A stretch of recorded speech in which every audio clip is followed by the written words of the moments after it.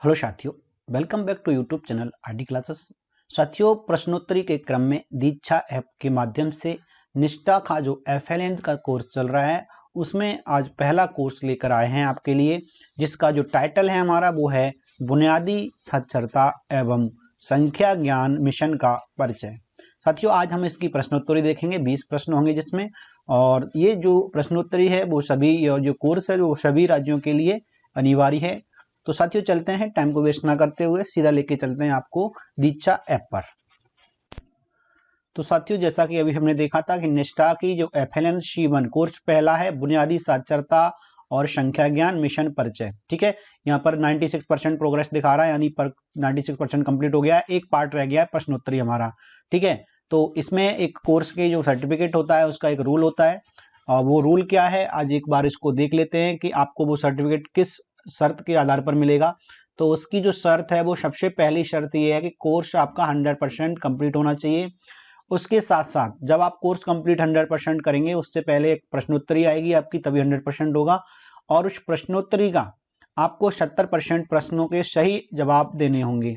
ठीक है, और ये सही जवाब देने के लिए आपको 3 प्रयास मिलेंगे, 3 अटेम्प्ट मिलेंगे। 3 बार में आपको इसको सही करना है। अगर 3 बार में नहीं होता तो ऐसी स्थिति में फिर आपको सर्टिफिकेट नहीं मिलेगा, आपका कोर्स कंप्लीट दिखाएगा। ठीक है, तो साथियों चलिए शुरुआत करते हैं अपने इस मॉड्यूल की, और प्रश्नोत्तरी को का पहला प्रश्न आपके सामने लेके आते हैं। तो साथियों, यहाँ पर हमारी जो प्रश्नोत्तरी है वो ओपन हो रही है, और प्रश्नोत्तरी का पहला प्रश्न हमारे सामने है। NEP ने FLN हासिल करने के लिए की समय सीमा निर्धारित की है। कौन सी समय सीमा निर्धारित की है? तो 2025 2025। ठीक है साथियों, तो पहले प्रश्न का जो राइट आंसर है वो है ऑप्शन ए। और अब चलते हैं अगले प्रश्न की तरफ साथियों। ये रहा हमारा दूसरा प्रश्न।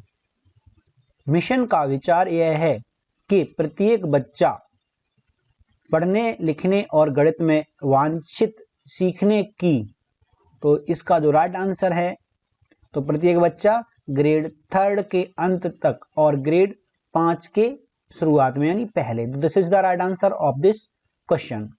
तो ऑप्शन ए इसका सही आंसर है। तो चलिए अब चलते हैं आपके अगले प्रश्न पर साथियों। यह रहा आपका अगला प्रश्न।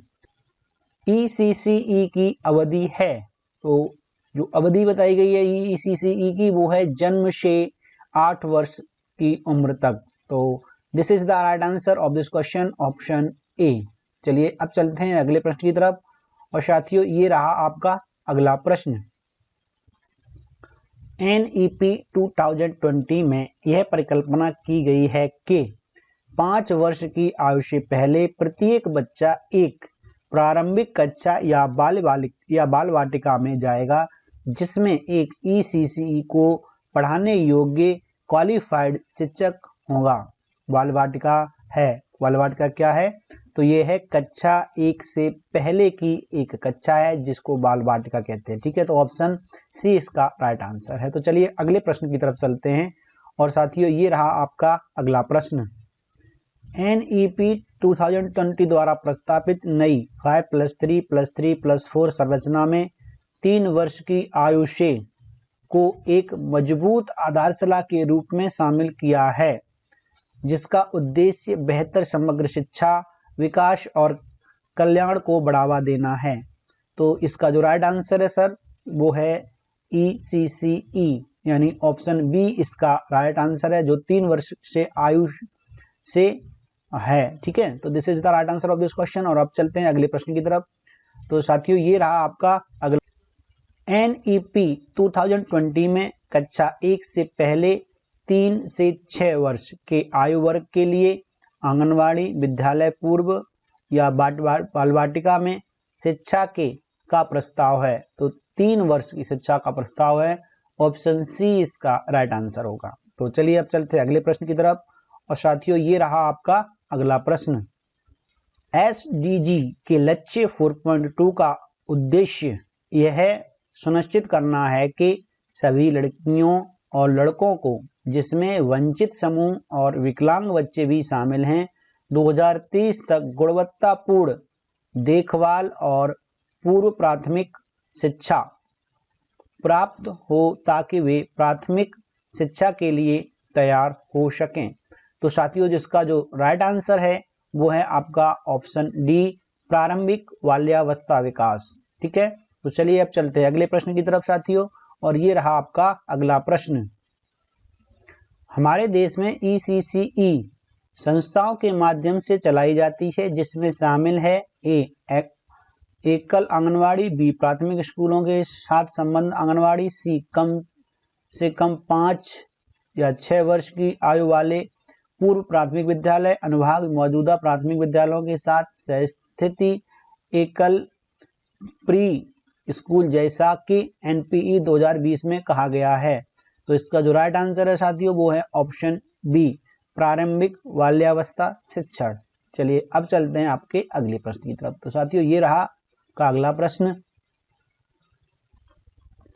राष्ट्रीय शिक्षा नीति 2020 में इस बात पर प्रकाश डाला गया है कि वर्तमान में प्राथमिक स्तर पर अनुमानित रूप से 5 करोड़ से अधिक छात्र बुनियादी साक्षरता और संख्या ज्ञान का कौशल हासिल नहीं कर पाते हैं।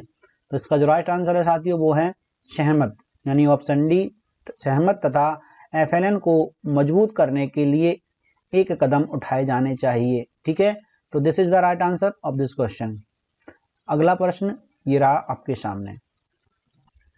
स्कूली शिक्षा विभाग कक्षा 1 से 5 तक के लिए छात्र जुड़ाव, प्रतिधारण और शैक्षणिक उपलब्धि के लिए सीखने के परिणाम गुणवत्ता माप विकसित करेगा। कौन करेगा? तो ये ऐप करेगा। ऑप्शन बी इसका राइट आंसर है। और अब चलते हैं अगले प्रश्न की तरफ साथियों, और ये रहा आपका अगला प्रश्न। NCERT राज्यों और केंद्र शासित प्रदेशों को FLN मिशन के उद्देश्यों की पूर्ति के लिए क्या प्रदान करेगा?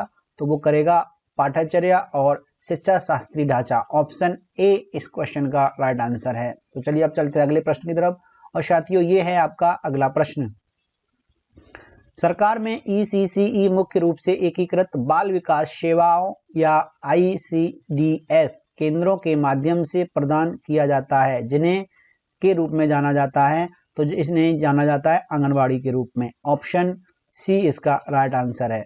तो चलिए अब चलते हैं साथियों अगले प्रश्न की तरफ, और ये रहा आपका अगला प्रश्न। FLN लक्ष्यों को प्राप्त करने के लिए निम्नलिखित में से कौन सी स्वयंसेवकों की भूमिका नहीं है?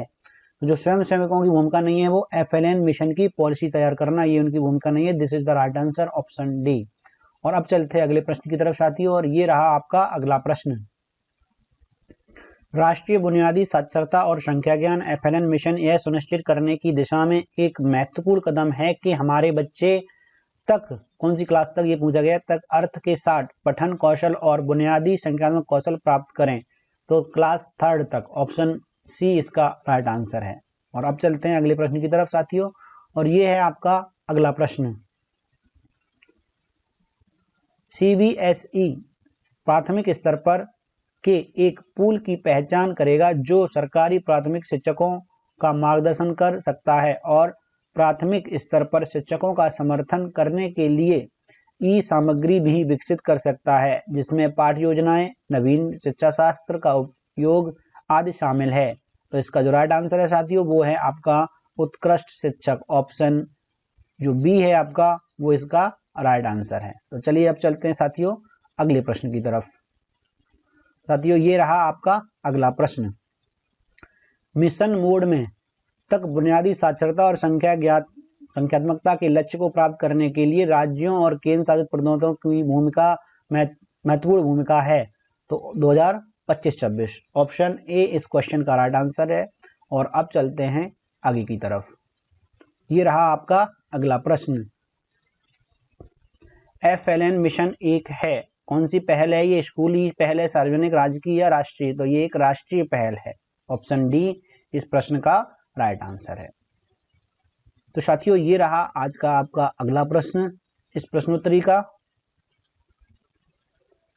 प्रारंभिक बाल्यावस्था शिक्षा को किसके संदर्भ में एक विशिष्ट लक्ष्य के रूप में शामिल किया गया है? तो साथियों इसका जो राइट आंसर है वो है आपका सतत विकास लक्ष्य या SDG। ऑप्शन ए इस क्वेश्चन का राइट आंसर है।